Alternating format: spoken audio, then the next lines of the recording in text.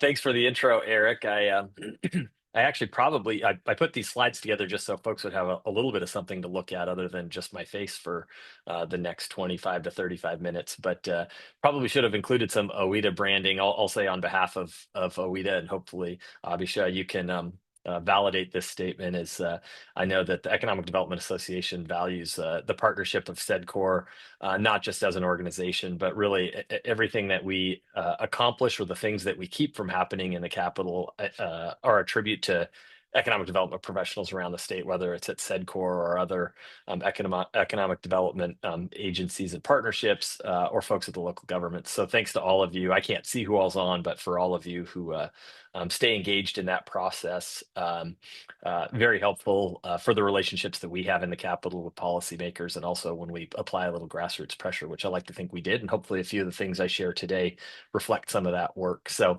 and then a quick plug, certainly reach out. I'll have my contact information at the end, or if you know someone who's engaged either through SEDCOR or Oregon Economic Development Association, you'd like to join our regular government affairs updates. We certainly have been adding folks over the last few years, and hope that people find those values valuable. So this will look a little bit like that for those who are on our monthly calls, although things develop, and even since session ended, they've developed a little bit. So my goal today, my goal today is to give a little bit of maybe a background and a context of how the legislative session shaped up going back all the way to January.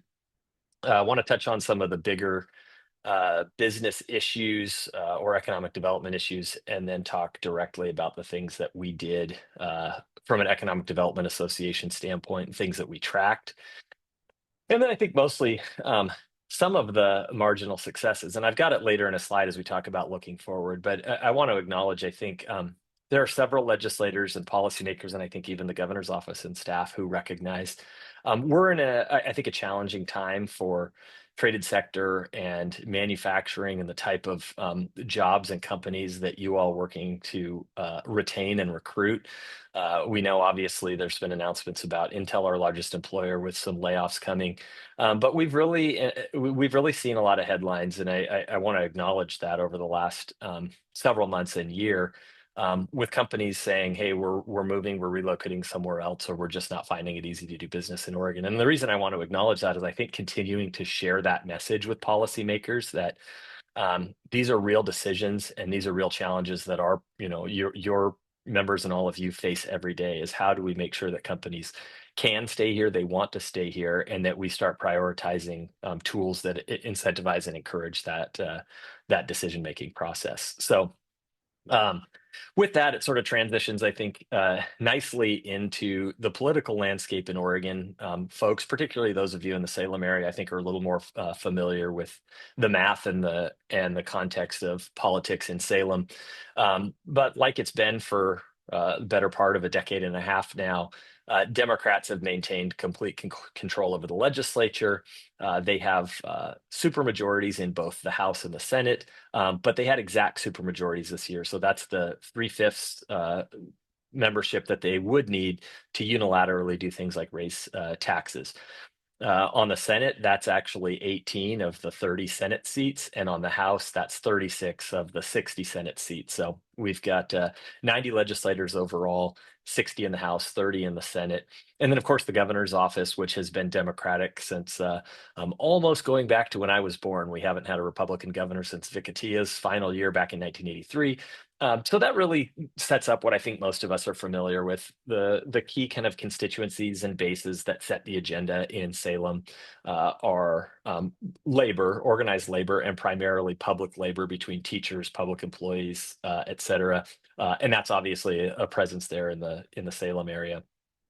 Environmental groups, whether that's conservation, environmental, air quality, and advocacy, emanating a lot from the Portland area. And then, of course, trial lawyers as well. So the typical Democratic base has, by and large, set the agenda for policy during every session. this session, I put in my bullet point legacy issues because there are things that are always popping up. You're going to hear me talk a lot about transportation, and I suspect if you click on or if you're reading anything about Salem politics, you're reading about transportation. I just got an update from a legislator about an hour and 15 minutes ago, so certainly that conversation hasn't ended.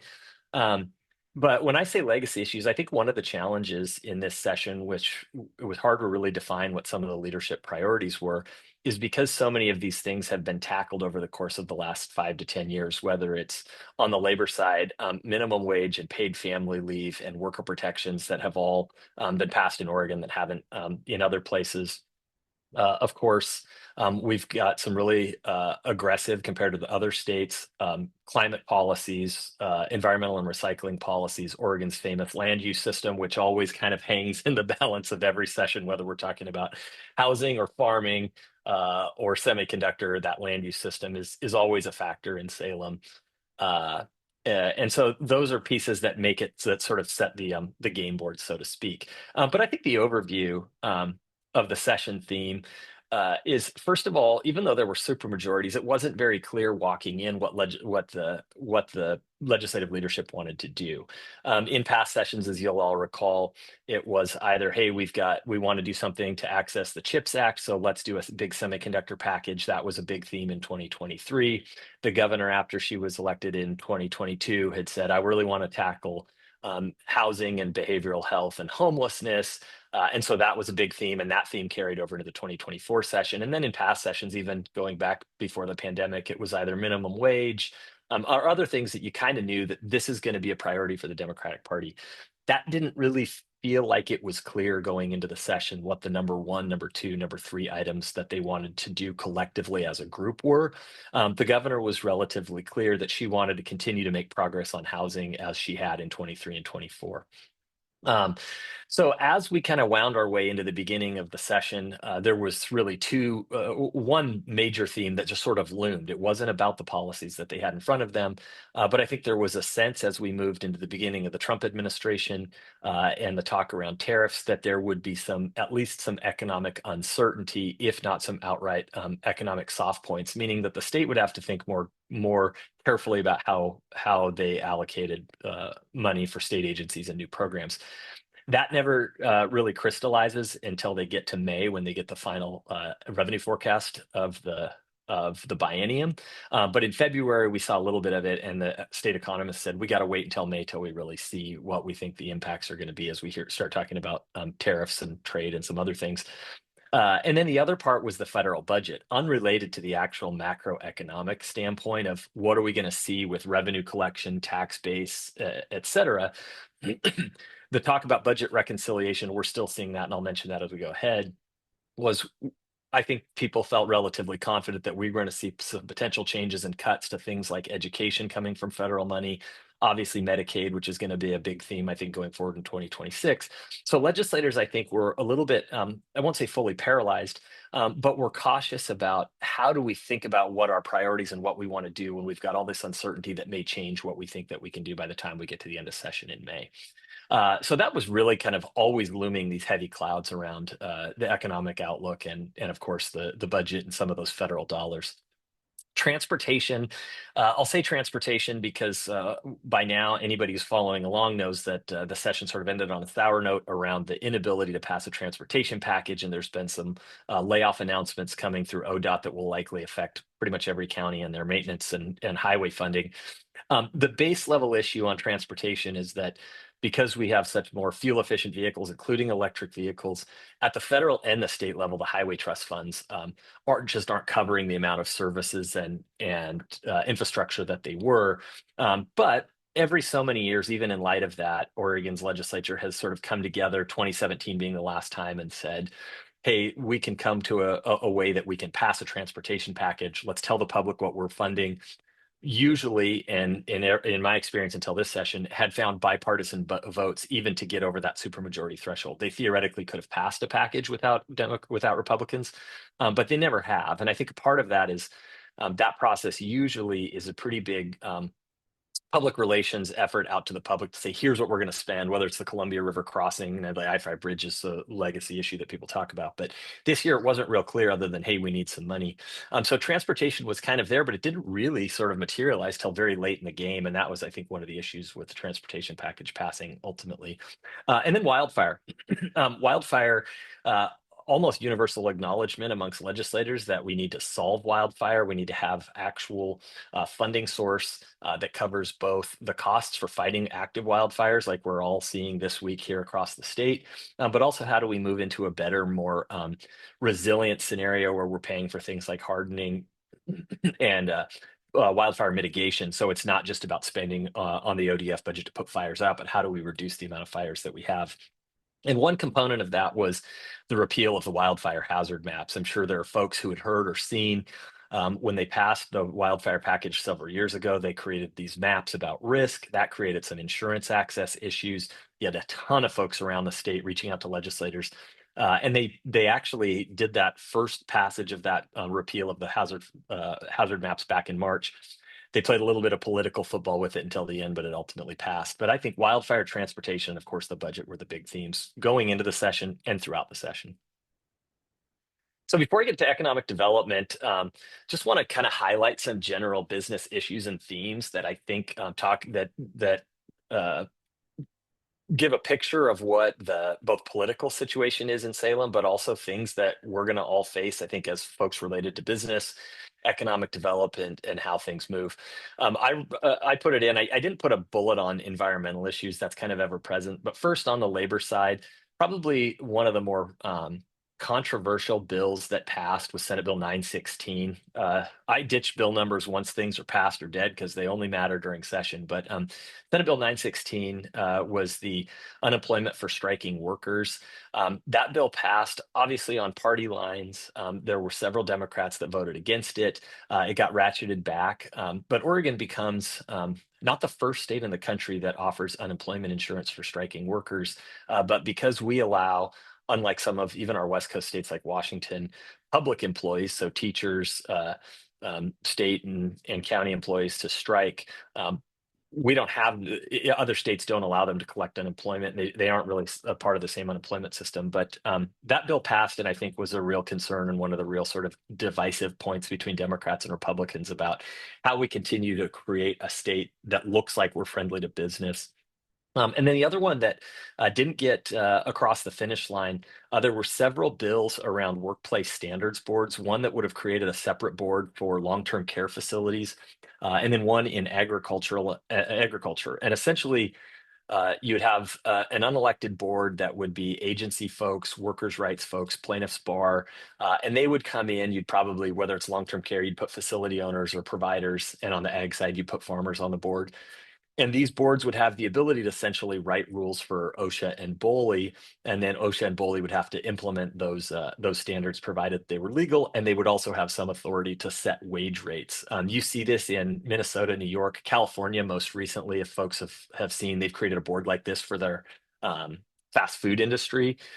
And that's really, they've experienced a lot of both job loss and wage inflation down there. So there was two bills. It was House Bill 3838 was the long-term care, and 2548, which was related to ag labor. Neither passed ultimately in any form with a board. On the ag side, they amended it down to a study where they said they're going to look at the agricultural workforce, what their experience is, but then also what the existing protections and maybe some enforcement gaps are. But I think you can really see probably over the course of the next few years, and I know SEDCOR is really involved with kind of ag, food processing, et cetera, down there in the Mid-Valley.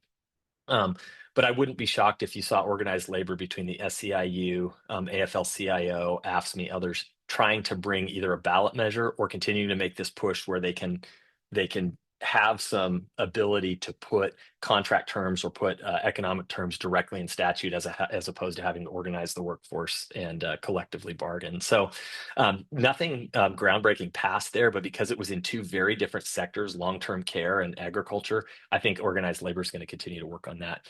And then a couple things around the tax front. I didn't include multiple bills to change the corporate activities tax. There was, from the healthcare side, efforts to find some exemptions and exceptions there, but of course, those all would cut our revenue down.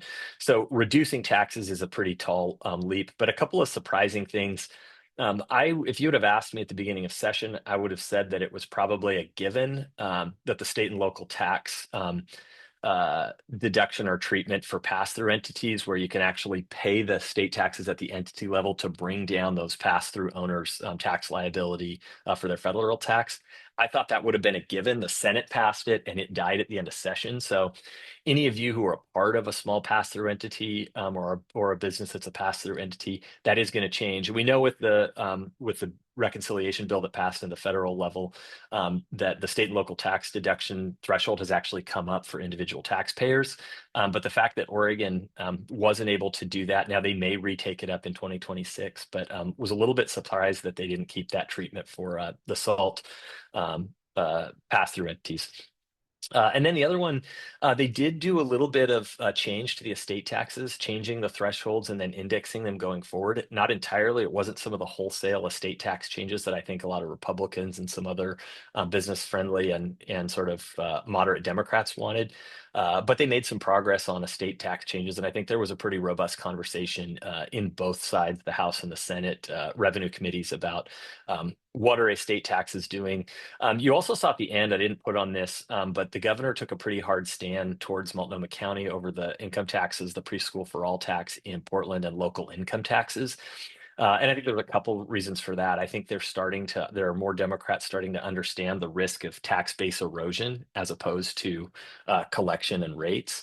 But I also think that more specifically, that preschool for all, and I'm not an expert in it, there are some preschool programs at the state level that are maybe don't play well with the Multnomah County tax. So I think that's something to watch going forward, is the interplay between the governor's office and the Multnomah County Commission over that income tax threshold. Also didn't put it in my bullet, but transient lodging taxes, which just kind of touches economic development because of tourism, but then some other pieces. There were two really robust discussions about transient lodging taxes. One of them was a bill that would propose to increase the transient lodging tax and then direct that directly to conservation at Department of Fish and Wildlife. And then there was another bill that the cities and counties, AOC and LOC, were very supportive of, which would be to change the formula so the existing transient lodging tax could be used for emergency services instead of solely for tourism. And it's a really interesting dichotomy. You've got some counties and communities on the coast and Central Oregon who are high tourism counties are like, hey, we'd really like to be able to use that money for something else. But neither of those got through, as transient lodging tax and restaurant and lodging and things like conferences, et cetera, are all important components that they couldn't quite crack the nut on. So now I'll get into the meat of the economic development stuff and hopefully leave some time for questions or comments or dialogue. First, I think one of the big victories of the session, and even going to the beginning of the session, was around industrial site readiness. If you go back to the semiconductor task force and really the work that I've been part of at OEDA, and I think a lot of you have for over a decade, going back to 2013, we passed several bills, is prioritizing the ability to find financing tools so that our communities can offer shovel-ready industrial sites. And that's been a challenge, I think, for a couple of reasons. We've convinced a lot of people that it's important, but it's hard because of the nature and the breadth of that type of investment to find one legislator who says, I want to be the leading face for money for a statewide industrial site readiness project. They would much rather say, hey, I'm asking for $5 million for my local community project. But we've had the industrial site readiness program on the books for a number of years. And then the last session in 2024, we actually were able to extend the regionally significant industrial site readiness program. And then 2023, during the semiconductor package, they created a specific loan fund for semiconductor sites. So going into this session, I think the momentum, some of you might have done some tours. We had economic development professionals and OEDA members across the state meet with legislators and say, here's a site, look how great it could be, but our town or our community doesn't have the ability to come up with a way to actually put the infrastructure in the ground because it's just too expensive. So for the first time ever, the governor's budget actually allocated $10 million to this same policy proposal of creating an industrial loan fund and putting money to it. And in all my 13 years of doing this, we have not had any success in actually getting a governor to ask for the money. So that was the first step. Our coalition, which included OEDA, LOC, AFC, Oregon Business Council, Oregon Business and Industry, ports, et cetera. We were asking for 40 million. We've had legislators who say, we think that we obviously know there's a need. If we could do $1 billion for industrial site readiness, we could. But really happy that we passed House Bill 2411. That was a partnership with Business Oregon as well. And that came along through the final budget allocation bills with an additional $10 million. So for the first time ever, the states actually put money into that mechanism. So I would think that's probably the highest and largest success we've had as far as industrial site readiness and for this session. Just a side note, I said I don't put too many bill numbers in, but House Bill 3062 was a bill that was brought by some Portland area legislators related to one particular site in Northeast Portland. And they wanted to have a heightened siting review for industrial sites, which you can all imagine would significantly slow down the ability to actually bring in a tenant and bring a site back to productive use. And I think a lot more of that probably from that community was around truck traffic more than it was the actual industrial sites. But House Bill 3062 bounced around for a long time. Credit to League of Oregon Cities, who really led that coalition and pulled us all together, kept us informed, got testimony out. There was about 1.5 hearings on the bill before it died at the end of session, but would have been really difficult to make great progress on industrial site readiness and at the same time completely change the process. Next one, brownfields, which we've had some, a decade ago, we had a really robust coalition on brownfields that looked at different approaches like land banking, tax abatements, and then just an underlying capitalization of a program that communities could use those funds. Seems pretty minor, but Senate Bill 99 was an extension of that work that we did a decade ago. Now it was time to review that tax abatement program. I want to use this as a plug. If you're not aware of the Brownfields tax abatement program, you should take a look and get familiar with it. It's not highly utilized. I said in public testimony, I think part of that is because a tax credit would be a much more effective method, but that's hard because people think it comes out of the general fund. But the brownfield tax abatement essentially allows a new property owner who wasn't, or a property owner who wasn't the original polluter, to offset their property taxes against the actual funds that they spend for remediation to bring, whether it's an old gas station, an old dry cleaner, or something else up to readiness. So would really be great when that comes up for extension again in 5 years. If we can go back to the legislature and say, hey, look, we had a dozen communities who found a way to use this tool. So extending that took probably about 6 hearings with us. I think Metro was involved, League of Oregon Cities, to kind of re-educate legislators. And it was a no-brainer once we got it, but they did some good diligence. They asked us some questions as well about what could make the program better. And I've of course said tax credit. Part of the program requires approval by a certain level of tax jurisdictions. And so that's been a challenge in places. If you have if you have one taxing jurisdiction, whether it's a school district or the county, say, hey, we don't know about this, it can really make it hard to use the program.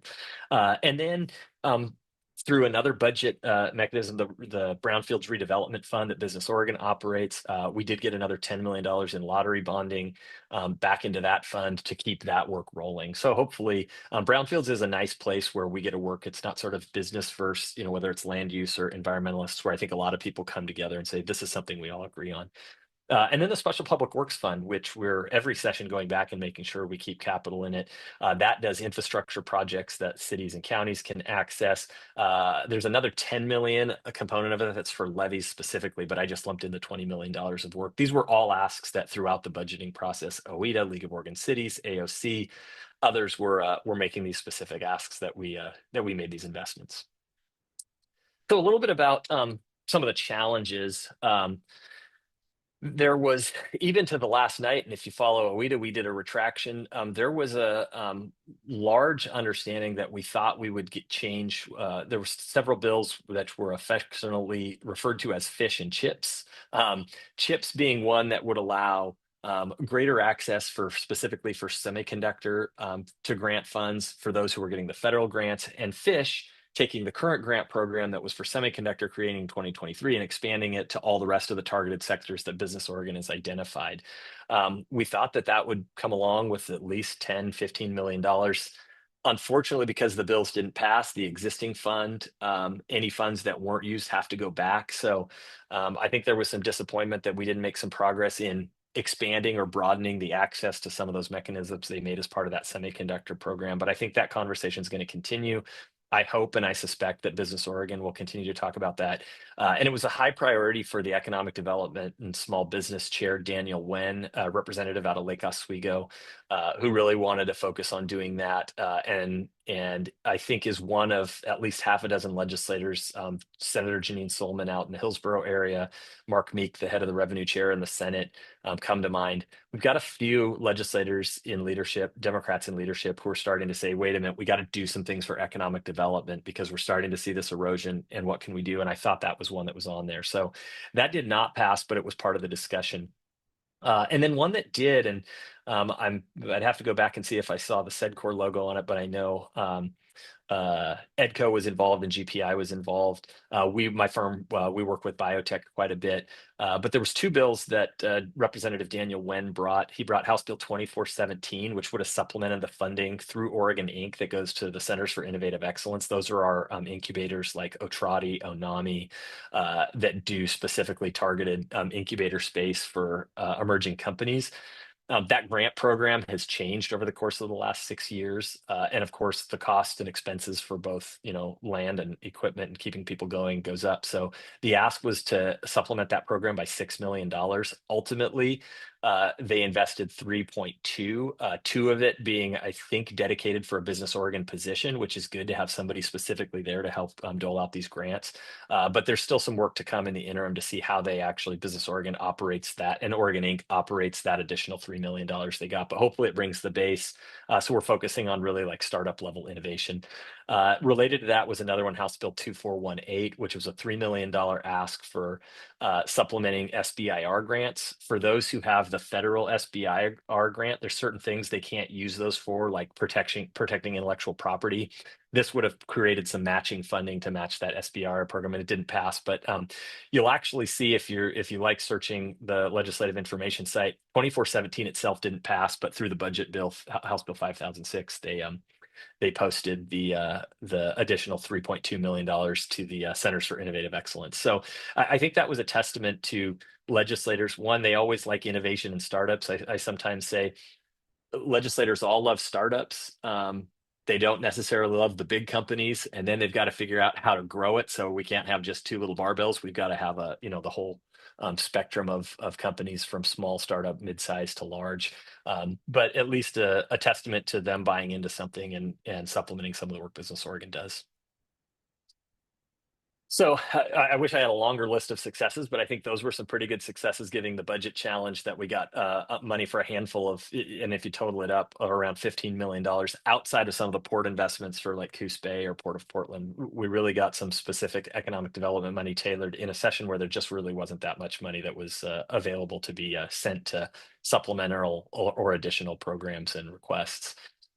So looking forward, for most of this month, I guess it's the 21st. So for the last 3 weeks, I think most people have heard rumors or understand that there's some desire to go back to revisit transportation.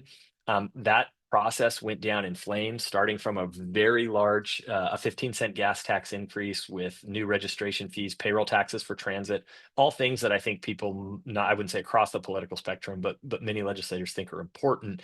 But the size of it wasn't able even to garner enough Democrats to support the larger transportation package. In the very final hours of session, they tried to pass a marginal 6 and then a 3-cent gas tax just to continue the operations at ODOT that they currently have. That obviously did not pass. We understand the governor sounds like is working on trying to pull together a special session. She was very publicly dismayed that the legislature hadn't got a package over the goal line before the session ended. But as of last week, I think that there's still some whispers about whether or not they come back for a very short special session that focuses solely on just a more moderate gas tax that Democrats can pass without Republicans. But of course, they'll need Republicans in the building for a quorum if they're going to have a special session. So I think there's a little bit more intrigue to come over the course of the next year, or the next between now and the end of the year.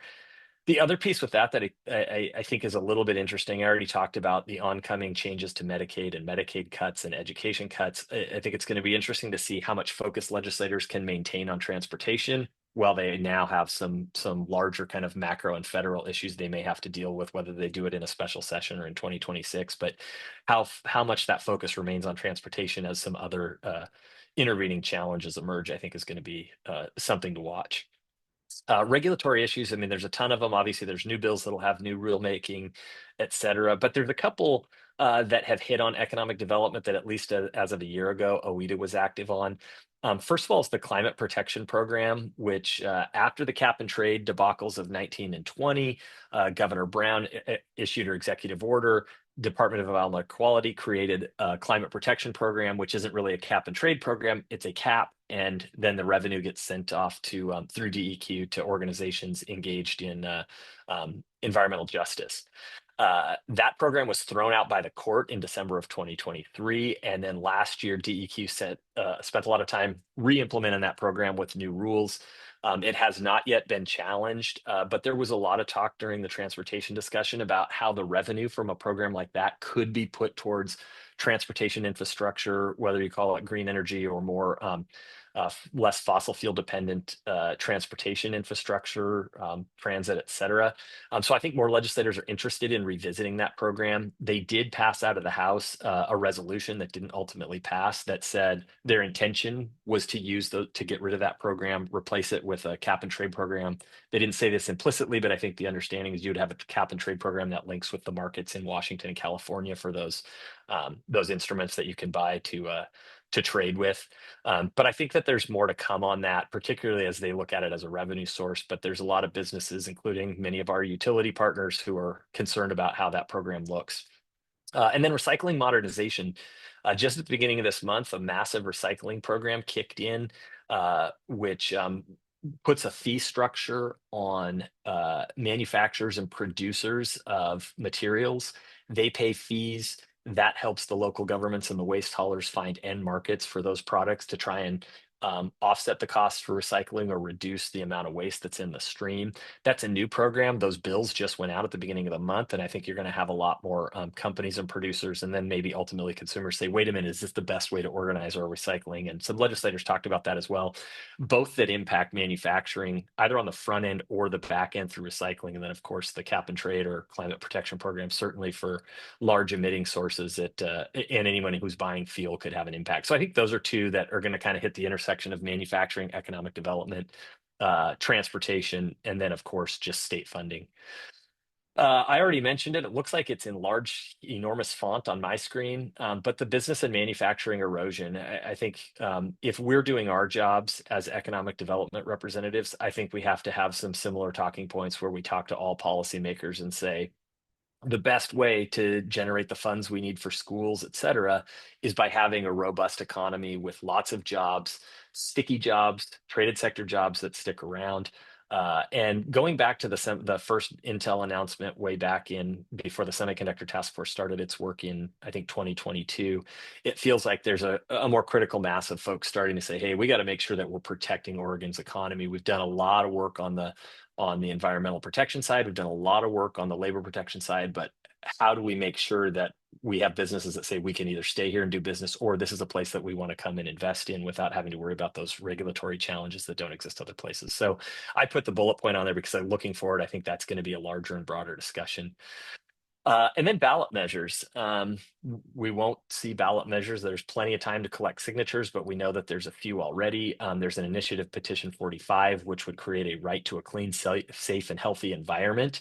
That could create a lot of confusion and liability for all sorts of everything down from manufacturing and emitters all the way to someone says, hey, I don't know, I don't like the chickens that my neighbor has, so I'm going to sue him because I don't think I have a clean, safe, and healthy environment. So ballot measures always are a little challenged, particularly when they're constitutional, because we have to live with the results and we have to fix those, and the legislators in Salem have to try and work around those. There's also one I think that would be impactful around food processing. I think it's IP 28, which would ban the killing of animals in Oregon. So that would mean for any reason, whether it was hunting, fishing, but specifically for food production. So any in-state processing of beef, chicken, lamb, et cetera, would essentially become illegal if that ballot measure were to pass. And last I'd heard, just earlier this week, I guess today's Tuesday, they were about halfway to the needed signatures. Now they would need more than that to probably qualify, because not all signatures are valid. But I really do think we're looking at a pretty active ballot measure season as we go towards 2026. And that plays with the 2026 session, because depending on what's on the ballot, legislators come in and say, hey, should we try and do this, and convince folks not to do this at the ballot and take those off. So a lot of work to come there. So that's as good as a kind of crystal ball as I can give, giving into 2026 with the variables of federal funding, special session, and transportation infrastructure. But it's been pretty quiet. I think a lot of legislators, after sort of a sour end of the session, have kind of taken a step back in ways that they haven't in past interims. So we'll see in the next month how people take up. So I'm going to go to the questions slide, and I don't know, Noreen, or Eric, if I manage the questions, or if you guys have a format for doing that. But I'm happy to take a couple questions, or have you facilitate some questions from some folks if folks have them. Well, thank you, Rocky. I'll just start just a couple comments, and there may be a question here someplace. But we worked really closely with the Oregon Business Council on with their Food and Beverage Council, and it was a little bit of a disappointing session, seeing that House Bill 2689, I guess, died in committee, or at least didn't make it out of committee. And that was, one of the things we were excited about was potential for a domestic trade program for Oregon Department of Agriculture. So, we have lots of resources for businesses that are exporting, but to try to help a business gain a foothold on East Coast markets, and where there's lots of opportunities for us in Oregon also. But also that part of that bill was, again, it gets back to the comment you had in that last slide about our competitiveness. There was a competitiveness study for our food and beverage industry in particular, and I think the fish and chips remodeling of the acronyms to include other targeted industries like food and beverage and other ones beyond semiconductor would have helped alleviate some of that, with some additional resources. We did support the 2417. We have the SEDCOR has got the innovation hub for this area, so we're pretty well tied in with the Centers for Innovation Excellence, and keep hoping they'll have some funding once again in the food and beverage area, but keeping to grant OSU their Center for Innovation Excellence around food and beverage. But in general, I think we're really happy with the industrial readiness funding. I mean, I think we're in a situation now where we really don't have that many greenfield sites anymore here. And over the next several years, I think some of our larger cities are, looking, particularly Salem's looking at, okay, where do we go next with urban growth boundary expansions, and that need to replicate what was done 20 plus years ago with Mill Creek, of taking a greenfield site and being sure that the infrastructure is in place to accommodate, and environmental regulations have been addressed to accommodate future development, is going to be key. So thank you for carrying the water on that one. That was a key one for us. Noreen, I don't know how you want to work the questions. I see we have. Yeah, I was going to say, if anybody has any questions, I guess you can either just raise your hand and come on screen, or you can send any through the chat. And I've got the chat open too, and while people are thinking about that, I'll just say, Eric, yeah, I always feel like my presentations are a little bit dismal, because we're always talking about the lens of what we didn't get, or what the challenges were. I think the upsides of this session is there were fewer of the sort of all business and industry hands on deck for there weren't as many bills like this could be an industry killer. Now I think we're seeing the effect of many of those that we've raised the alarm bells on over the last decade. But to your point on industrial site readiness and the Centers for Innovative Excellence, I think growing that pie and getting that money during the session, I mean, those it really was nice, I think, with our last OEDA call in June, to be able to jump on. Now, it wasn't official because we hadn't gone across the governor's desk, but to say, hey, we've got some progress here. So I think that was really good. And I had mentioned, I happened to be at an event with the governor just before session started, and I said, thank you for recommending investment in industrial site readiness. And I said, we haven't had a governor do that yet in their budget. She said, oh, really? So I think that was good. So I don't want to lose sight of the positive pieces. Thing, as far as things to watch and looking at industries, I mean, I see Rich Duncan's comment about studying the tipping point as businesses move out. I mean, Business Oregon did do a study with U of O on, I kind of chuckled in the beginning because it was like, oh, we found out that other states are recruiting Oregon businesses. And I'm like, well, you do know Oregon recruits others, we recruit other businesses from other states too, but maybe not as successful or at least as high profile as some of the ones that have been leaving Oregon. So I know we offered up at least half a dozen businesses that we, work with here, traded sector companies that have been courted and, fortunately chose to expand here or stay here and offered them up for the U of O research on that. And I think there's more to come. I know that Business Oregon continues to be doing some work on its targeted industries and its incentive programs and to try to at least incorporate some of the feedback that they got from businesses in that study. But I'm glad to see that's marked as one of your key things to be looking at in the future, because I think we're going to just hear more and more of that. Yeah, and Rich, a couple of pieces. I know PBA, Portland Business Association, is doing some work on that with Econ Northwest. I know that Oregon Business and Industry has really tried to prioritize a competitiveness agenda, and some of the proactive bills just didn't have the votes to move. But I don't have the date off the top of my head. But after the legislative deadline, so after it would have been mid-April to early May, the Senate. I think it was the Senate Finance and Revenue Committee, and it might have been Business and Labor as well, had some presentations from PBA about the quote unquote doom loop and how we ensure that we don't have this sort of tax base erosion that we can't get out of by disincentivizing both business and particularly in the metro area, high earners who may be migrating elsewhere. There's people looking at that data in different ways, and I think we're at a snapshot that has to take a while. But so, Rich, there were some legislative presentations on that, but the actual idea that the state is studying it proactively, I don't think they're quite there yet. But that's why I think we have to all keep elevating this conversation in the interim, which is raising the questions. And we don't know, we can't say for certain what anything are and what any results are outside of the anecdotes as economic development professionals that we all or you all are experienced. But they have had some presentations on it. And I think PBA probably has some Econ Northwest data that at least they've done. And we do try to highlight that story for businesses that are here and are expanding here. Don Pancho Reesers comes to mind as they're investing heavily in an expansion here. It's their fifth location, so they've grown in Salem as from over the last 30 plus years. But they were courted pretty hard by customers and suppliers in Idaho, to kind of attract their business that way. So we're very thankful and fortunate that these folks chose their community over some of the temptations that they have at times to where they invest. Oh, I see. Avisha, SPWF is a great tool. I don't know. I would have to go back and look. I think it stays relatively steady. The capitalization. I'd have to go back and look at all of our requests over the last several biennium to see where we have. And I recall one year we might have had it as high as 50, but that might just be me misremembering, or it was a time when we didn't have as much run on lottery funding for some other pieces. But I'd have to go look and the people who would be experts in that would be League of Oregon Cities too, because they probably have some data of which cities have actually used the SPWF and how it draws down each biennium. Great question. You stumped me. All right. It is lower than before. Let's see. I'm looking at Daryl's question. The estate changes only yeah.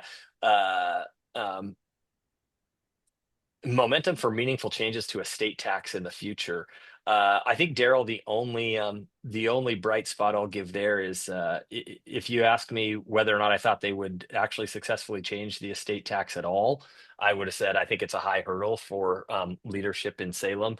Estate tax is tricky because I think you can see competing experts in those hearings who will say, if you lower the estate taxes, you will keep people here longer term and they will pay other taxes, and it's a net win for tax revenue.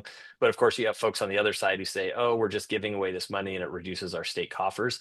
But the fact that they made the changes and they had so many hearings, I think at least bodes well for a continued conversation to talk about the thresholds. I think this is non-total economic development related, but one of my opinions is I think there's more education to be done about the inflation in housing and value of housing and how many more people are subject to the estate tax. I don't think the estate tax advocates yet have done had a successful go at convincing them that this isn't a multi-millionaire tax, but that there are many people with housing in Oregon that would find themselves subject to that estate tax. So I guess is there momentum, Daryl? Yes, I think there's momentum because it's a conversation that already had some minor success on the natural resource side this session. So hopefully more coming. And thanks, Arthur, for giving us all the details on SPWF. 20 million in direct funding and authority to issue another 30 million in bonds. So, and maybe Arthur, I think off the top of my head, that 20 is split. The 20 was split evenly between the SPWF for regular infrastructure and then the other 10 for levies. But I don't remember the breakdown. I probably have it here if I scrolled through my phone. But you might know what the breakdown was for levies versus other infrastructure. Shout out to Business Oregon too. It's almost always a Mark Garst, or I saw Mark Brady testify. Um, Arthur, you're here. Business Oregon, great job for always giving us the tools and all of the information we need to tell legislators the story, because you guys just do a great job over there. So we have any other questions for Rocky?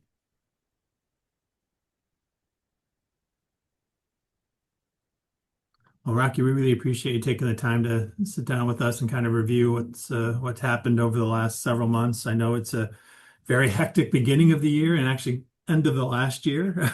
So hopefully you're able to take a little bit of a break before getting ready for any special sessions and other things that will be coming up. But we're always happy to see you and thankful for your engagement both with SEDCOR and with OEDA. yeah, thanks for having me and accommodating. I know it was a little tricky to nail down the time, and hopefully this forum gave folks a chance to tune in as opposed to getting lunch somewhere there. So appreciate everybody, your time and questions, and feel free to reach out. I know I was going to put my slide up with I pulled my slide down pretty quickly because I didn't know if I was operating Zoom correctly, but I'm pretty easy to find. Always happy to answer questions or feed them through OEDA, and appreciate everybody's participation with Oregon Economic Development Association as well. Noreen, I know we've got our happy hour this coming Friday at Wolves and People in Newburgh on Friday afternoon. Anything else we should be inviting folks to? Yeah, I feel like that's probably one of the main ones. So just for all the details for everybody knows, I just decided to put it on a slide. But yeah, so this Friday we have our summer happy hour, so free for SEDCOR members or non-members. So if anybody you think should be a member or should be part of the network, we're just making stops in each county. We had a great turnout at our one at Topwire last month in Woodburn. And then this Friday, we're going to be at Wolves and People, and that's 3 to 5. And then next month, we'll be in Polk County at Salt Creek Cider House in Dallas. We're still determining our summer industry tour. It'll be most likely in August, so just keep an eye on your emails and our social media channels for any updates. And then our annual awards and membership meeting is on September 12th. So mark your calendars. Registration will open soon. Nominations are open, so we've promoted that out on our channels, as well as if you go to our event calendar, you can see for September 12th the nomination form there. So nominate any individuals or businesses that you feel deserve to be recognized and are doing great work in the community. But yeah, that's our events for now. But thank you everybody for attending this virtual lunch and learn / legislative recap. Yeah, thanks everybody. We'll see you soon. Hope to see you on Friday.